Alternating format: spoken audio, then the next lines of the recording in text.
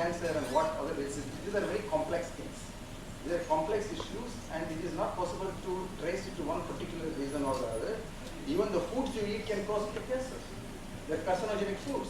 How do you know what percentage is in what? So you need to do a very systematic analysis of all of these things before you actually draw a conclusion. Okay, this is the reason why it has happened. So we should not be jumping to conclusions. You need to do a systematic study. Systematic study as a science. I mean, this person said, okay, this is an NGO, as if scientists are all not have no integrity of their own. It is they do the research for the money. They do the research for the sake of science. They generate knowledge. So therefore, it is not to be misunderstood that way. Scientists wants to look at science to generate knowledge with a pure mind.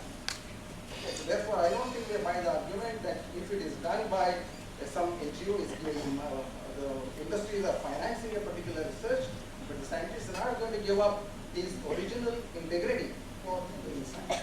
Professor Hosswood has just widened the definition of the NGO.